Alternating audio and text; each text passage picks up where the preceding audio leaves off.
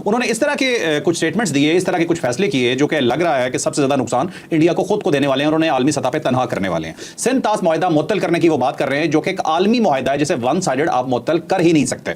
और दूसरी साइड पे जी एक इंटरनेशनल कोड और भी है कि जो अपर साइड के मुल्क होते हैं जहां से पानी आ रहा होता है, तो इंटरनेशनली भी वो पानी उसका बंद ही नहीं कर सकते। अगर वो ये पानी बंद करते हैं सिंध तास का, तो इंडिया का पानी कहां से बंद होने जा रहा है, ये भी हम आपको आज इसी डिटेल स्टोरी में बताने वाले हैं। तो सबसे पहले तो ये जानते हैं कि ये जो वाकया हुआ इसकी वजह दर हकीकत असल में क्या थी और अब इंडिया क्या करने जा रहा है, और पाकिस्तान ने जो मुंह तोड़ जवाब देने का फैसला किया है वो जवाब क्या है। अब जब ये वाकया हुआ पहलगाम का, तो कुछ और चीज़ें भी मैं आपके सामने रखता जाता हूँ कि पहले इंडियंस को ये इतला थी कि यहाँ पे कोई इंसिडेंट हो सकता है, और उन्होंने वहाँ पे सर्च ऑपरेशन भी किया था और कई जगहों पे उनकी झड़पें भी हुई, और उसके बाद उन्होंने ये महसूस किया कि नहीं, यहाँ पे इस टाइप का कोई इंसिडेंट नहीं हो सकता, सब चीज़ें उन्होंने क्लियर कर दी। लेकिन उसके बाद फिर ये वाकया हो गया तो उससे इंडिया की बेइज्जती बहुत हुई, बल्कि वहाँ की जो अफवाज हैं उसकी बड़ी बेइज्जती हुई कि 7 लाख फौज है कश्मीर के अंदर, और वो 4 लोगों को नहीं रोक सकी। 4 लोग आके उन्होंने लोगों के शनाख्ती कार्ड चेक किए, शनाख्ती कार्ड चेक करने के बाद उन्होंने कत्ल किया उनको, कत्ल करने के बाद वो जंगल में गए और गायब हो गए। और ये जो मेरा ख्याल है इंडिया के मुंह पे बहुत बड़ा थप्पड़ है, और इससे वो बहुत ज़्यादा क्राइसिस का शिकार हो गए। फिर ये ज़हन में रखें कि 2 वाक़यात इसके साथ भी नथी हैं जिनको देखना ज़रूरी है। एक तो वहाँ पे अमेरिकन वाइस प्रेसिडेंट हैं और वो दौरे पे आए हुए, और उनकी जो अहलिया हैं, जो उनकी बेगम है, वो इंडियन है, तो उनकी मौजूदगी में ये वाक़या हो जाना। दूसरा, नरेंद्र मोदी जो है वो सऊदी अरब के दौरे पे गए थे और वहाँ पे उन्होंने बड़े बड़े एग्रीमेंट्स करने थे, और इससे पहले भी पुलवामा का जो वाक़या था आपको याद होगा, उस वक्त भी ये सऊदी अरेबिया में थे।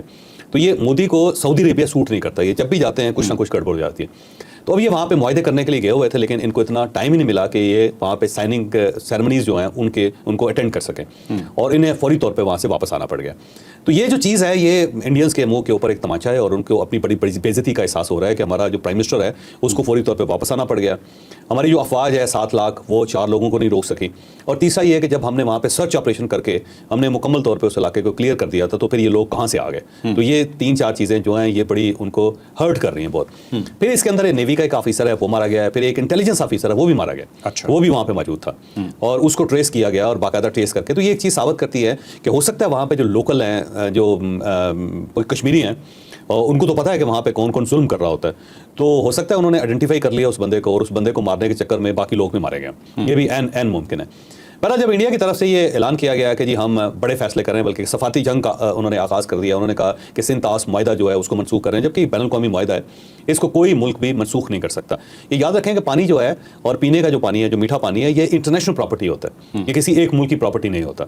और अगर ये किसी एक मुल्क की प्रॉपर्टी हो तो रशिया पूरे यूरोप का पानी बंद कर सकता है। यूरोप के अंदर जो पानी उनको सप्लाई होता है वो दरियाओं की शक्ल में है या फिर ज़ेरे ज़मीन पानी है, रशिया उसको बड़ी आसानी से रोक सकता है, क्योंकि दुनिया में जो पानी की सबसे बड़ी लेक है, जो झील है, वो रशिया के पास है, और वहीं से पूरे यूरोप के अंदर पानी आता है। बल्कि आपको याद हो तो यूक्रेन के अंदर एक एटमी रिएक्टर था जो फट गया था, और जब फट गया था तो उस वक्त ये सवाल पैदा हो गया था कि अगर इसको फौरी तौर पे कंट्रोल ना किया गया तो ये कंटेमिनेशन जो है ना, ये यूरोप के पूरे पानी में चली जाएगी, क्योंकि वो जो नीचे से एक करंट है पानी का, जो पानी की नदियां या दरिया ज़ेरे ज़मीन है, वो यूक्रेन से होती हुई यूरोप के अंदर दाखिल हो रही थी। ठीक है। तो इस किस्म की सूरत हाल है। तो पानी जो होता है उसको नहीं रोका जा सकता, और ये जब कोल्ड वार थी तो उसके अंदर भी किसी ने किसी का पानी नहीं रोका था। तो इंटरनेशनल एग्रीमेंट है, इसको तोड़ा नहीं जा सकता, लेकिन तोड़ दिया अमेरिका ने। हाँ, ये जो चाइना है, चाइना इंडिया से ऊपर है, दरियाए ब्रह्मपुत्र वहां से आ रहा है। अगर ये करते हैं तो चाइना वहां से दरियाए ब्रह्मपुत्र का पानी रोके इंडिया को भी खुश उधर आते हैं। तो ये इंडिया ने वन साइडेड ये मुआहदा तोड़ दिया है, जो मुमकिन नहीं है। तो अल्टीमेटली इसको, इस फैसले को से वापस लेना पड़ेगा।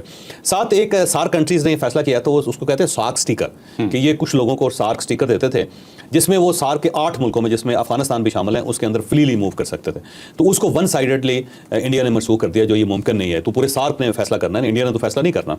दूसरा, उन्होंने ज़ाहिर अटारी बॉर्डर अपना बंद कर दिया, जो इस साइड से वाघा है और उस साइड से अटारी है, और ये एक कोई भी मुल्क वन साइडेडली इसको बंद नहीं कर सकता। ज़ाहिर इंटरनेशनल क्रॉसिंग्स हैं, और जब कोल्ड वार चल रही थी रशिया और अमेरिका के दरमियान, उस वक्त भी बॉर्डर जो थे वो जारी थे, वो कायम थे।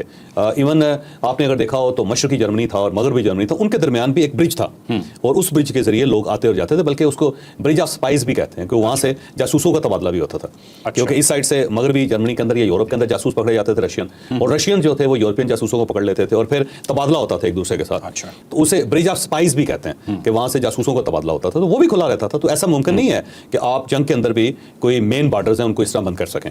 तो ये भी ज़ाहिर इंडिया ने बंद कर दिया। फिर जो हाई कमीशन हैं उनके अंदर अमला है, 55 लोग पाकिस्तान के अंदर हैं इंडियन हाई कमीशन में, और इतने ही लोग हमारे जो हैं वो इंडिया के अंदर, रेसिप्रोकल होता है। तो उन्होंने उसमें से 22 लोग फौरी तौर पर निकाल दिए, और ये 22 लोग वो हैं जिनका ताल्लुक आर्मी के साथ है, जिसमें आर्मी के लोग हैं, एयरफोर्स के लोग हैं, नेवी के लोग हैं, फिर इसके अलावा इंटेलिजेंस एजेंसीज के लोग भी होते हैं, जैसे IP है और उनके लोग लोग भी होते हैं, वो सारे लोग इन्होंने अचानक निकाल दिए। तो उसके जवाब में पाकिस्तान ने सुबह ये ऐलान कर देना है इंडिया के लोग भी यहाँ से 22 के 22 निकलेंगे, जिसमें उनके तमाम डिफेंस फोर्सेस के लोग हैं, दूसरा रा के यहाँ पे लोग मौजूद हैं वो, और उनकी सिक्योरिटी के लोग भी हैं। पाकिस्तान ने सुबह इन सबको निकाल देना, क्योंकि सुबह कमेटी का इजलास हो रहा है वो।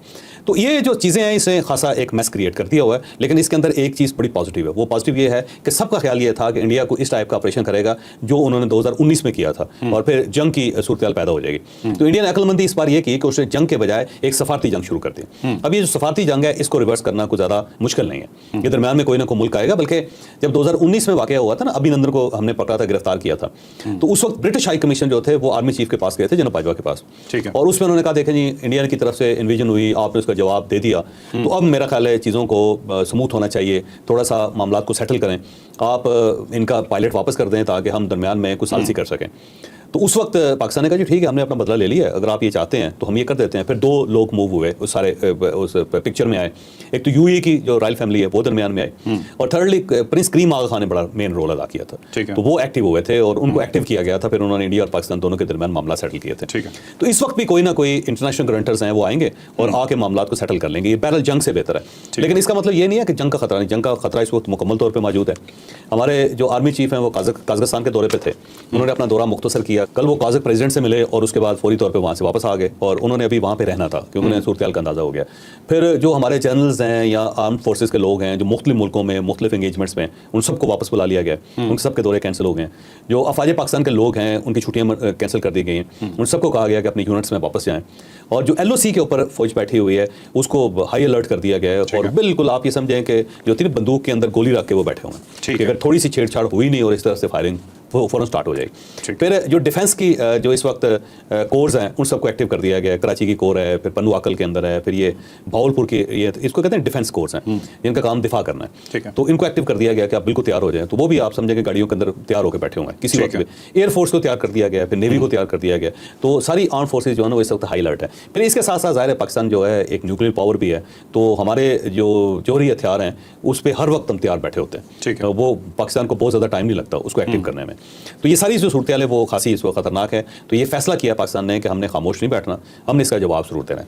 अब सफारती जंग है तो सफारती जवाब होगा, और अगर उस साइड से कोई इन्विजन होती है तो फिर उसका जवाब भी उसी शक्ल में होगा जिस शक्ल में अभिनंदन को दिया गया। ठीक है, चो साहब, ये पर्सोना नॉन ग्रेटा के तहत तो इन्होंने दिफाई जो अताशी थे उन्हें तो निकाल दिया वहाँ से, या उन्हें कहा कि विदिन अ वीक आप जो है ना मुल्क छोड़ दें, लेकिन ये बहुत ही घटिया इकदाम नहीं है कि 48 घंटों में उन्होंने कहा जितने भी पाकिस्तानी हैं जिनके वीज़ाज वहाँ पे हैं वो कैंसिल करके आम पाकिस्तानियों को भी वहाँ से निकाल रहे हैं। ये बड़ी जाती है वैसे, लेकिन मेरा ख्याल है यहाँ से पाकिस्तान से भी इस किस्म का जेस्चर जाएगा। लेकिन यहाँ पे क्योंकि ज़्यादातर सिख यात्री आते हैं तो उनके बारे में हमारा रवैया थोड़ा मुख्तलिफ है। हो सकता है पाकिस्तान उनको कहे जी आप अपनी इबादत मुकम्मल करें फिर उसके बाद जाएं, ठीक है। और जिस तरह उन्होंने किया है वो हम नहीं करेंगे, क्योंकि इस वक्त हमारे कई ऐसे वफूद हैं जो इंडिया के अंदर गए हुए हैं। अब होता है कि पाकिस्तान और इंडिया के दरमियान टूरिज्म वीज़े नहीं है, यानी टूरिज्म के तौर पर लोग वहाँ से नहीं आ सकते, ना यहाँ से वहाँ जा सकते, लेकिन ज़ियारतों के लिए जा सकते हैं। तो हमारे ज़ियारतों के लिए बहुत सारे वक्त यहाँ से गए हुए हैं, तो अब उन्हें फौरी तौर पर निकलना पड़ेगा, उन्हें अजमेर शरीफ से भी वापस आना पड़ेगा, उन्हें दिल्ली से भी वापस आना पड़ेगा, जहाँ जहाँ वो ज़ियारतें करने के लिए। सरहंद शरीफ के अंदर लोग गए हुए हैं, वहाँ से भी वो वापस आएंगे, तेज़ी से वापस आएंगे, 48 घंटे उनके पास, तो उन्होंने वहाँ से निकलना है। फिर इसके अलावा बहुत सारी फैमिलीज़ हैं, स्प्लिट फैमिलीज़ हैं, वो एक दूसरे के साथ मिलती रहती हैं, तो स्प्लिट फैमिलीज़ जो है ना वो भी बेचारी फौरी तौर पे अपना सामान बांध के फ़ौरन वापस आ रहे हैं, क्योंकि उसके बाद बॉर्डर बंद हो जाएगा।